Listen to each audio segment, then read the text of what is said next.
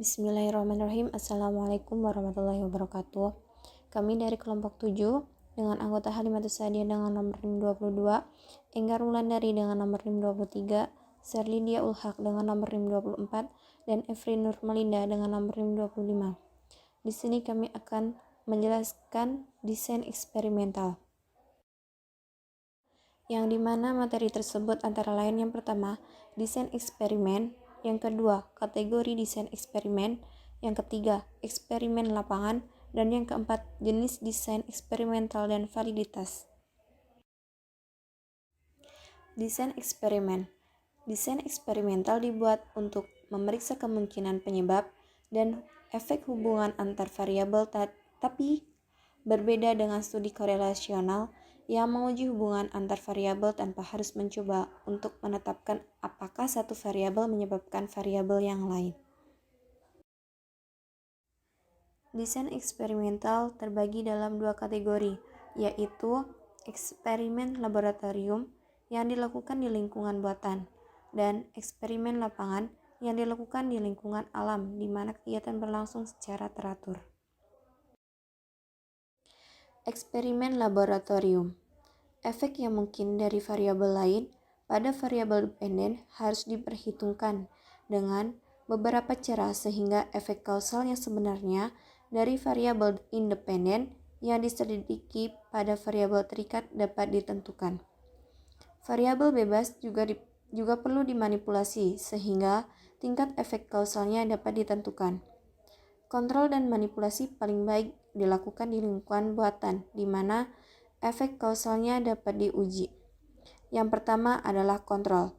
Ketika mengendalikan penyebab dan efek hubungan antara dua variabel X dan Y, ada kemungkinan bahwa beberapa faktor lain mungkin juga mempengaruhi variabel dependen Y. Dan yang kedua adalah manipulasi. Manipulasi berarti bahwa kita membuat tingkat yang berbeda dari variabel independen untuk menilai dampak pada variabel dependen. Selanjutnya, mengontrol variabel eksogen atau gangguan yang mencemari. Yang pertama, grup yang cocok. Salah satu cara untuk mengendalikan variabel pencemar atau pengganggu yaitu dengan cocok berbagi kelompok dengan cara memiliki karakteristik pembaur dan sengaja menyebarkannya ke seluruh kelompok. Dan yang kedua adalah pengacakan. Cara lain untuk mengendalikan variabel tercemar yaitu dengan menetapkan 60 anggota secara acak tanpa adanya ketentuan sebelumnya ke beberapa kelompok. Dan yang ketiga yaitu keuntungan dari pengacakan.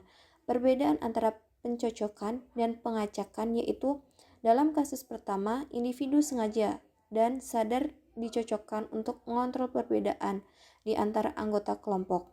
Sedangkan dalam kasus terakhir, berharap bahwa proses pengacakan akan mendistribusikan ketidaksetaraan di antara kelompok berdasarkan hukum distribusi normal.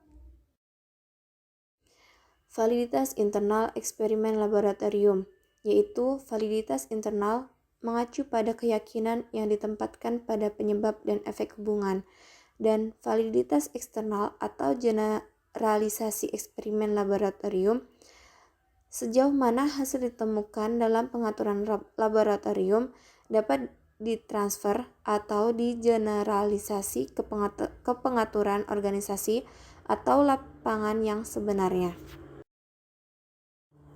Selanjutnya yaitu eksperimen lapangan. Eksperimen lapangan adalah eksperimen di lingkungan alam di mana pekerjaan atau kehidupan berlangsung seperti biasa tetapi perlakuan diberikan kepada satu atau lebih kelompok. Validitas eksternal dan internal dalam eksperimen.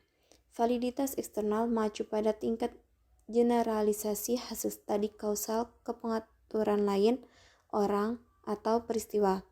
Sedangkan validitas internal mengacu pada tingkat kepercayaan kita pada efek kausal, yaitu variabel X menyebabkan variabel Y. Eksperimen lapangan memiliki validitas eksternal lebih banyak dibandingkan dengan validitas internal yang kurang.